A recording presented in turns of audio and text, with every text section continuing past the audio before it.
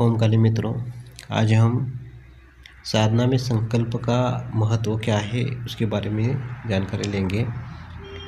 हम अगर कौन सी भी साधना करते हैं तो उसमें पहले तो संकल्प छोड़ा जाता है।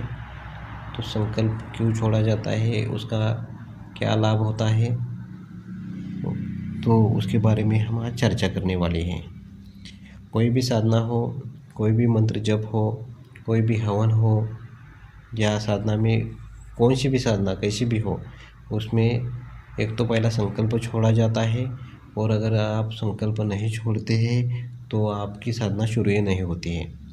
यानी आपकी अगर साधना का आपको फल प्राप्ति चाहिए, पूरी करनी है, तो उसको एक दिशा देनी पड़ती है और दिशा देने के लिए आपको संकल्प लेना ही पड़ेगा। और पहले संकल्प लेके आप बैठ जाइए, साधना पूरी करिए, जप करिए, हवन करिए, तर्पण करिए, मार्जन करिए, ब्राह्मण भोजन करिए या गुरु भोजन करिए। उसके लिए आपको संकल्प लेना पड़ेगा। तो साधक के कर्म की सफलता उसके दृढ़ संकल्प से एवं विश्वास पर निर्भर रहती है। तो आप क्या करेंगे कि हम अगर साधना करते हैं तो 4 दिन साधना की, छोड़ दी, दृढ़ निश्चय होना चाहिए। दृढ़ निश्चय नहीं होता है तो आपकी साधना सफल नहीं होगी। दूसरा ये है कि आप अगर जो उच्च कोटि की साधना होती है वो कम से कम 1.25 लाख का जप रहता है और 1.25 लाख का जप जो रहता है वो पूरा करना पड़ता है।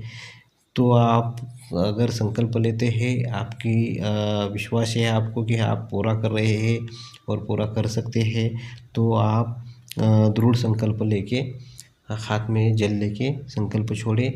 और संकल्प कैसे छोड़ते हैं ये हम आगे जानेंगे, लेकिन अभी आप संकल्प का महत्व क्या है, क्यों संकल्प लिया जाता है, उसके बारे में थोड़ी जानकारी प्राप्त करें। प्रातःकाल उठते ही साधक को उस दिन की दिनचर्या निश्चित करनी चाहिए कि आज हमको अमुक कार्य करने हेतु प्रयत्न करना है। एक व्यापारी नए उद्योग की कल्पना करता है। दृढ़ संकल्पीय होकर कार्य करने पर उसके संसाधनों को जुटाकर व्यापार प्रारंभ कर देता है। तो पहले संकल्प लेने से ही आगे हम कार्य कर सकते हैं। उसका दृढ़ संकल्प चाहिए, नहीं तो कोई थोड़ी कठिनाई आती है तो हम बीच में ही वो छोड़ देते हैं, तो हमारा व्यर्थ में समय बर्बाद हो जाता है और उसमें कुछ लाभ भी नहीं होता है। उसी तरह साधक निश्चित करे कि अमुक सकाम निष्काम प्रयोग है तो अमुक देवता का मंत्र अमुक संख्या में अमुक समय तक पूरा करूँगा। साधक में समय प्रतिबंधन जरूरी है या नहीं कि कभी सुबह, कभी शाम, कभी 15 मिनट, कभी 1 घंटा जब करे, ऐसा करने से आपकी साधना नहीं पूरी हो सकती। जिस समय आप जो निश्चित करोगे उस समय पर देवता या उसके अंग देवताओं का आना प्रारंभ हो जाता है।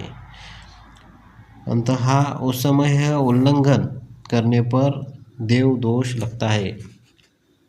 आप अगर रोज़ सुबह 8 बजे पूजा घर में संकल्प लेके जप करने को बैठ जाते हैं तो अगले दिन बिन बुलाए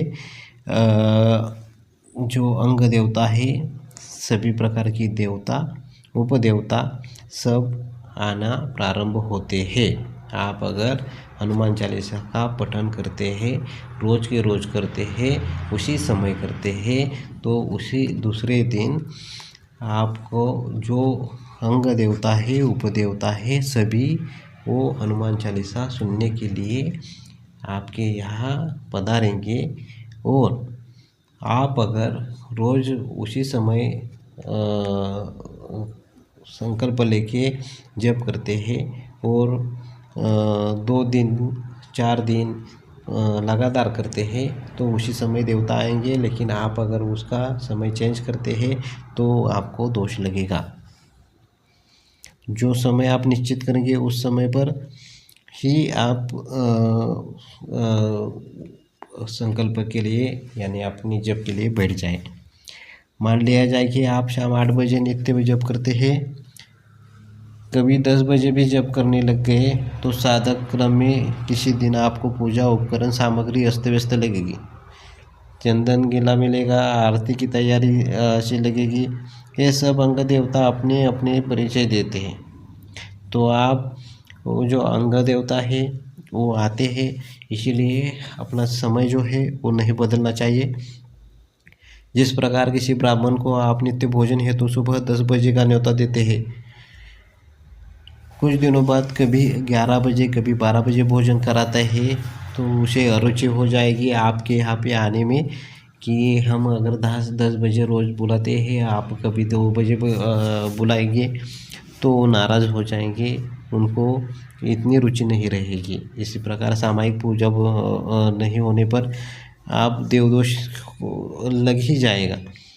मंत्र की आराधना कम से कम 1 महीना बिना फल की आशा से करें। फल की आशा, आज अगर हम मंत्र कर रहे हैं, शुरू कर दिया संकल्प, और कल से आप अगर आशा करते हैं कि हमारा काम आज ही हो जाएगा और कल ही हो जाएगा, तो ऐसा नहीं चलेगा। विपत्ति में कमी नहीं होते हुए भी करें। यदि परेशानियां बढ़ती है तो अपने गुरु से परामर्श लें। मान लीजिए आप नित्य रात्रि 10 बजे जप करते हैं, उसी समय आपका नाद खुलने लगेगा। यदि आप किसी रोज़ उस समय जप नहीं कर पा रहे हो या किसी से बात कर रहे हो, तो भी उसी समय नाद स्वतः शुरू हो जाएगा। ऐसे में आंशिक मनोयोग द्वारा ऊपर के केंद्रों में ध्यान को बनाए रखना चाहिए और उसी समय जप करना चाहिए। आप अगर 1.25 लाख का जप लेते हैं, रोज़ का 10,000 करते हैं, तो आप अगर दिन में 10 बजे बैठते हैं तो रोज़ के 10 बजे ही बैठना चाहिए। और भी एक नियम है, आप अगर मंत्र जप चालू करते हैं, रोज़ अगर 5,000 का जप करते हैं तो 5 का 6,000 कर सकते हैं, 6 का 5,000 नहीं कर सकते हैं। उसी समय जप करना पड़ेगा और 5 का 6,000 बढ़ा सकते हैं, कम नहीं कर सकते हैं। और खंड नहीं पढ़ना चाहिए। खंड का मतलब क्या होता है कि आप अगर रोज़ के रोज़ जप करते हैं और एक दिन अगर आप जप नहीं करते हैं, तो आपका पूरा जप काउंट नहीं होता है, फिर से आपको संकल्प छोड़ना पड़ता है। तो इसीलिए जब हम संकल्प छोड़ेंगे तब आप एक काम करना होता है कि आपका खंड ना पड़े, रोज़ के रोज़ आपका संकल्प पूरा हो, रोज़ के रोज़ आपका जप पूरा हो। और संकल्प 1.25 लाख का अगर छोड़ते हो तो 1.25 लाख पूरा करें, उसमें जप कम नहीं कर सकते हैं। तो इसी तरह हम आगे जानकारी लेंगे अगले वीडियो में।